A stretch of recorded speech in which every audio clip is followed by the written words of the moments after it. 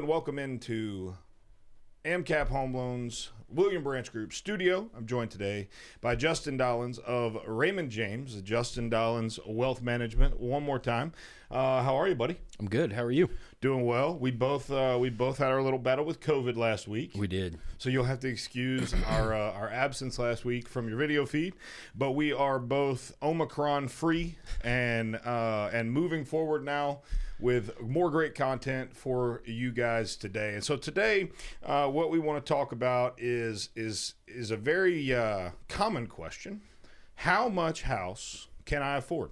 What can I buy with the money that I have? What should my normal payment be if I make X amount of money? And while it's not a hard and fast rule, and while there are tons of variables at play, we want to create for you a basic knowledge and understanding of how much home you can afford based on how much money you make. And so in order to do that, my good friend Justin is well versed in the world of financial planning. That's what you do. Yes, and sir. so you help clients negotiate and navigate this path on a regular basis. So let's just dive right into it, Justin. It's a tough question, right? It is. So how do you start the conversation? So I'm a client and I come to you and I say, Justin, my wife and I are thinking about buying a house. How much home can we afford? You know, I make, let's just use $6,000 a month is our take home pay.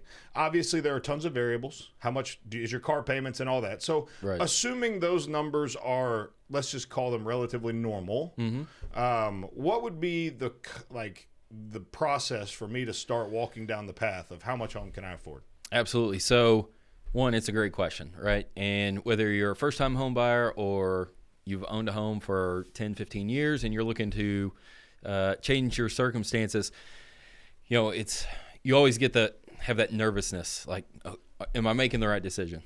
And that's part of what I like to kind of help walk clients through so they know what to expect. So, to kind of get to your question, you know, it's going to be somewhere around, 20, 25% of your take-home pay is what I'm going to tell you. Okay, let's use that as a base point, a starting point, and let's look at all of our other expenses and kind of build from there. So if you're talking about $6,000 a month take-home pay, 25% of that is going to be a little less than what? $1,500. $1,500, yeah. Right? So that's where you want to kind of start and say, okay, can I afford 20%, $1,500? And so let's take that math. Let's run that down, right? So if I've got $6,000 a month and take home pay, and I now spend $1,500 a month on my mortgage, that leaves me with $4,500. Let's assume for a family of three, you're going to spend another $500 a month on groceries. Say. At least, yeah. So hey, I've got three boys. They eat a lot. So let's take $500 away from that. Now we're at $4,000. You got a car payment or two. Let's just call that $600 a month for automobile, right? So now you're down $600. You've got taxes, insurance, all that stuff, and that is an important part of this, right? Is $1,500 a month for your mortgage is actually going to present itself at $18, $19, $2,000 a month when it's all said and done, because you have your taxes, your insurance, PMI, if you put less than 20% down, all those different variables that play into that, right? And so that leads me to my next question. The total amount of money at $1,500, putting me at $2,200 to $2,500 at $6,000 a month, is that biting off more than I can chew? Well, that's a great question, and it does come down to those variable expenses that are going to be different for every family. So, not necessarily, it's hard for me to say yes or no, really. But for the most part, it's going to be looking at all those variable expenses. But you're going to rely on your mortgage lender to help you decide that as well. That's going to be a team effort to determine, okay, the conversation that you and I are having, and then talking to your mortgage lender and making sure that you understand that total cost of home ownership. Well, and there's a lot of things that go into it, right? Because a lot of times people choose more house over other or over other things, right? So you may not get that new vehicle. You may not get that 2022 F-150 Lightning that you just pre-ordered that looks really cool, or you may not be able to go out and buy your Tesla, whatever it is, because I'm opting for more house. And so those are decisions you have to make responsibly within your family. But one advice I always give to homeowners, home buyers is don't make yourself house poor. And what do I mean by that? At $6,000 a month in take home, could you afford $3,000 a month in a payment? Sure.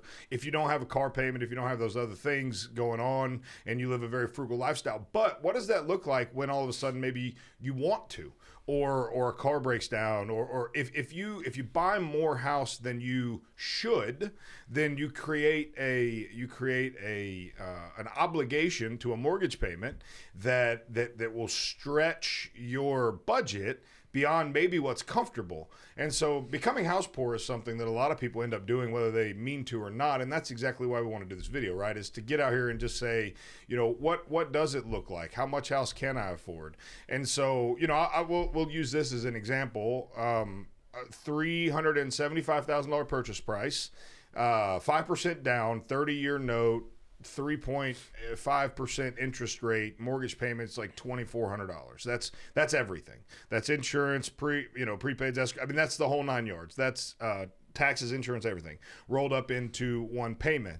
And so to give you some perspective on that, that's what a $2,500 mortgage payment would buy you, is about a $375,000 house. Now, granted, you can change those things around. Obviously, interest rate, term, down payment, all those things play into that. But that's a real life example of what $2,500 a month will actually buy you. And so, what other tips do you have for homeowners or prospective home buyers when it comes to starting this process, going through the evaluation of, okay, I know I want to buy a house. Here's how I need to get financially prepared. Sure. So one big thing is, just because you don't own a home, that doesn't mean you don't have a monthly, rental obligation, right? You still have that living expense. So use that as a baseline, right? And say, kind of back into the numbers. Okay, if I'm paying $2,500 or $1,500 or $1,800 a month in rent right now, back into those numbers and say, okay, well, this is what a cost of a home should be that I can afford based on keeping my circumstances exactly the same.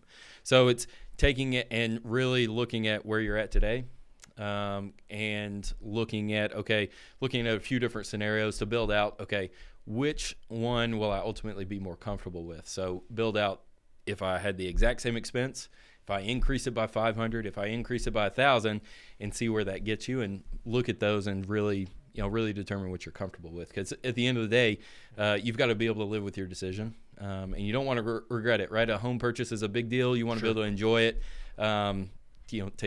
take full advantage of it. Sure, and again, it comes back to what is the priority for you? If a big house or a larger house is something that's a priority for you, and that's what you decide you want to do with your hard-earned money, like that's something that, again, our job is to tell you and advise you, hey, this is what we've seen that works. These are situations that we know play out this way.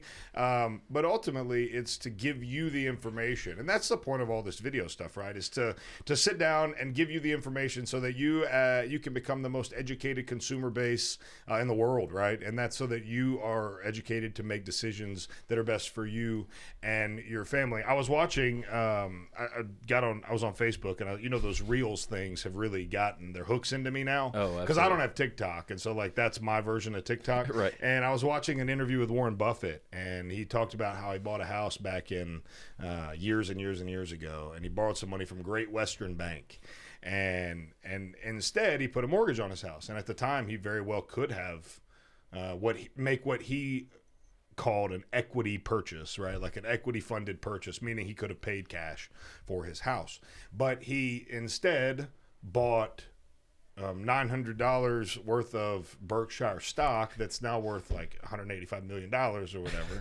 And it was just an interesting perspective talking about home ownership, down payment, with money being with money being cheaper, the down payment process has gotten a little bit different in how we evaluate that now, because if you can make more than 4% on your money, then why would you put it down as a payment. But what that does is that increases your monthly payment, which brings us right back to, buying a house is a lot of things. And obviously you don't want to buy a house that's too much for you on the sticker price side of things, but really the most important thing is that down payment, or that monthly payment. The cash flow, your family's cash flow is what matters, right? Is the nuts and bolts of your family's finances, right? And so if you want that bigger house, it may be that you need to save up more, pay down more, your mortgage payment comes down. Really, when you buy a house, I think the way you should look at it really is from a monthly payment perspective. So how much house can I afford doesn't necessarily translate to sticker price as much as it does month in and month out, because that's the number that you feel. Right. And another thing is, you and I, we work hard for our money, right? And at the end of the day, I don't ever want to have a purchase that I have kind of this buyer's remorse about. And a home is a big purchase. So, working with me, or your financial advisor and a good mortgage lender, you're really going to explore, like I said, every avenue, look at all the options to make sure that when you make that purchase, you don't have that buyer's remorse. You're able to move in, enjoy your home. But you're absolutely right. The monthly payment is the biggest thing, is because, that's the obligation that you're signing up for is, okay, can I make this payment? Can I meet all my other financial needs and still have money to put away for retirement and having that emergency savings if anything were to go wrong? So buying a house is the largest single purchase you're ever going to make in your entire life, literally, unless you're independently wealthy, right? Buying a home is the single largest purchase you're ever going to make in your life, and so you want to make sure that you get that right. In the meantime, if you do have any questions about that, you can reach out to Justin Dollins. You can drop a comment here below, or you can contact us if you are thinking about buying a home and you'd like to get pre-approved to see how much you qualify for. We would love to help you out. You can give me a call, 469-838-7926. In the meantime, we love you very much. Justin, as always, thank you for joining me today. You bet. And we look forward to seeing you guys next week. If you have any extra questions or topics that you would like for us to address, drop them right here, and we'll make sure to get to each and every one of those. So for Justin Dollins, Zach Walker, we're out. You guys have a great day, and we'll talk to you soon.